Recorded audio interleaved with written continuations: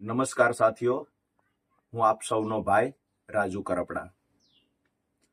હાલ જે ગુજરાતની અંદર જે ઘટના ઘટી બોટાદ માર્કેટિંગ યાર્ડને લઈને આપ સૌએ નજર સામે જોયું કે જે લોકો ખેડૂતોને લૂંટી રહ્યા હતા એ યાર્ડના સત્તાધીશો, કમિશન એજન્ટો અને એની સાથે વેપારીઓ, આ તમામ લોકો જ્યારે ગુજરાતના ખેડૂતોને લૂંટી રહ્યા હતા ત્યારે એક બોટાદ માર્કેટિંગ યાર્ડમાંથી કડદા પ્રથા બંધ કરાવવાની લડાઈ હું અને મારા સાથી મિત્ર પ્રવીણભાઈ રામે લડવાની શરૂ કરી. ક્યાંક ને ક્યાંક વેપારીઓને બચાવવા માટે થઈ અને તંત્ર આખી સિસ્ટમ કામે લાગી. જુઠ્ઠા કેસમાં અમને લોકોને ફસાવવાના પૂરતા પ્રયત્ન થયા.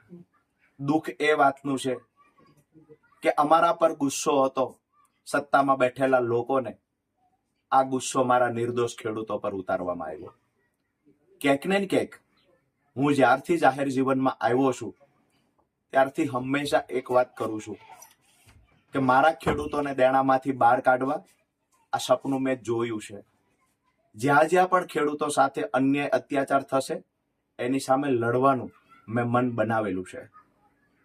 ખેડૂતોને દેણામાંથી બહાર કાઢવા માટે ખાસ કરીને જ્યારે પાક તૈયાર ખેડૂતોનો થયો હોય અને માર્કેટિંગ યાર્ડમાં વેચવા જાય, પૂરતા ભાવ ન મળે, આ સમયે ખેડૂત ખૂબ દુઃખી થાય છે અને દુઃખ મેં મારી નજર સામે જોયું છે. તો યાર્ડના સત્તાધીશો અને ખેડૂતોના ખિસ્સા કાપનાર વેપારીઓ સામે બોટાદમાંથી અવાજ ઉઠાવવાની અમે લોકોએ કોશિશ કરી.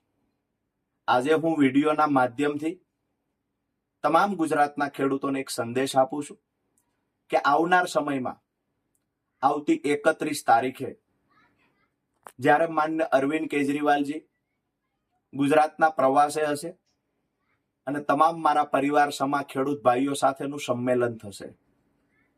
આ પહેલું એવું સંમેલન હશે ખેડૂતોનું કે જેમાં રાજુ કરપડાની હાજરી નહીં હોય. દોસ્તો, આ સંમેલનમાં હું જેલમાં હશું. મને સ્ક્રીન પર તમે જોઈ રહ્યા હશો. આ સંમેલન સમયે હું હાજર નહીં હોય, મારા ખેડૂત ભાઈઓને મળી નહીં શકું, આ વાતનું મને દુઃખ છે. પણ ખુશી એ વાતની છે કે આજે હું જેલમાં છું તો કોના માટે છું? મારા ખેડૂત પરિવારોને દેણામાંથી બહાર કાઢવા માટે, અમારા ખેડૂતોને બચાવવાની લડાઈ હું અને મારા સાથી મિત્ર પ્રવીણભાઈ લડ્યા, જેના કારણે આજે અમે જેલમાં છીએ. દોસ્તો, જેલમાં ગમે એટલું રહેવું પડશે, અમે રહેવા માટે તૈયાર છીએ. પણ જે બોટાદમાંથી ક્રાંતિની શરૂઆત થઈ છે, આ દરેક ઘર સુધી પહોંચાડવાની જવાબદારી આપ સૌ ખેડૂતોના માથે છે. પરિવારથી દૂર છું, જેલમાં છું, મારા ખેડૂતોથી દૂર છું, તમને બધાને મળી નથી શકતો એ વાતનું દુઃખ છે. પણ આવનાર સમયમાં આપણી લડાઈ રંગ લાવશે. વર્ષોથી જે ખેડૂતોને દેવામાં ડૂબાડવાના પ્રયત્ન થયા છે, ક્યાંક ને ક્યાંક સરકારની કૃષિ વિરોધી નીતિ સામે અવાજ ઉઠાવવાનો પ્રયત્ન જે ખેડૂતોએ કર્યો છે, આ ખેડૂતોને શુભકામનાઓ પાઠવું છું. આવનાર દિવસમાં રાજુ કરપડા અને પ્રવીણ રામ જેલમાં રહેશે, એ જેલમાં રહ્યા પછી પણ ગુજરાતના દરેક ઘર સુધી આ ક્રાંતિની મશાલ પહોંચાડજો. દોસ્તો, જ્યારે જેલમાંથી બહાર નીકળશું ત્યારે ફરીવાર હું મારા પરિવાર સમાન ખેડૂતને મળીશ. ત્યાં સુધી જ્યારે પણ તમારા ઘરમાં નાના એવા પરબ તહેવાર આવતા હોય, તમારા ભાઈને યાદ કરજો. આજે ખેડૂતો માટે લડતા લડતા જે પણ ભોગવવું પડશે એ તાનાશાહોને કહીએ છીએ કે મને જેલમાં રાખો, મારી પીઠ તોડી નાખો, મારી પર જે કરવું હોય તે કરો.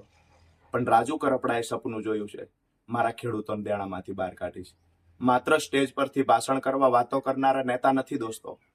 સપનું જોયું છે એ પૂરું કરવા માટે માં શક્તિ અને ઈશ્વર પરમાત્મા અમને તાકાત આપે. તમારા બધાના આશીર્વાદ થકી આવનાર સમયમાં આ લડાઈ મજબૂતાઈથી ગાંધી ચિંધ્યા માર્ગે લડીશું. આપ સૌનો નાનો ભાઈ રાજુ કરપડા. આપ સૌના પરિવારમાં સૌ માતાઓ બહેનોને મારી યાદ આપજો અને ખૂબ આશીર્વાદ આપજો કે આ તાનાશાહો સામે ખેડૂતોને બચાવવાની લડાઈમાં ભગવાન મને શક્તિ આપે. આપ સૌનો આભાર.